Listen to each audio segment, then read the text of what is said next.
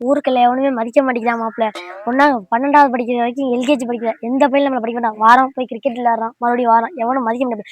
ஏதாவது ஊருக்குள்ள பெரிய சம்பவம் ஆனாதான் நம்மளை மதிப்பாங்க மாப்பிள்ள. ஆமா மாப்பிள்ள, நம்மள ஏதாச்சும் ஒரு சம்பாதம் பண்ணி பெரிய டான் ஆகணும். ஆமாண்டா மாப்பிள்ள. தப்பெல்லாம் தப்பே இல்லை, பாக்கெட்ல 10 காசு இல்லை. சரியில்லையே, ஏதோ பேசிட்டு இருக்காங்க, பாத்துக்குருவோம். ஆஹா,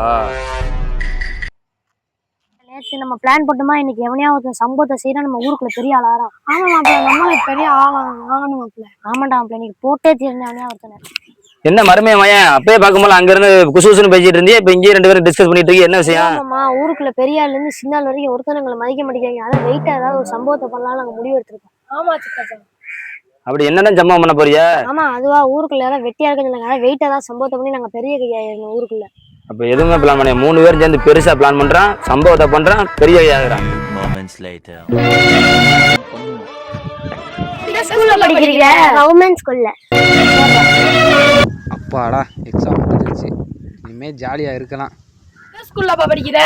அண்ணே, நான் அமெரிக்கன் ஸ்கூல்ல படிக்கிறேனே. உங்க அப்பா என்ன வேலை பார்க்கறாப்ல? எங்க அப்பா லண்டன்ல பிசினஸ் பண்ணி செட்டில் ஆயிட்டாரு. நமக்கு பெரிய ஒரு பெரிய சம்பவத்தை பண்ணிட்டோம். அப்படி என்னடா சம்பவத்தை பண்ணி 2 பேரும் சேர்ந்து? லண்டன்ல வேலை பார்க்கறாப்ல, அவர் மகன் பச்சை கிளி இருக்காரு, அமெரிக்கன் ஸ்கூல்ல படிக்கிறாரு. ஆமா, அடப்பாவில நான் சொன்ன சம்பவம் வேறடா, நான் சொல்ற சம்பவத்தை காட்டுற மாதிரிப்ப. பாண்டியனா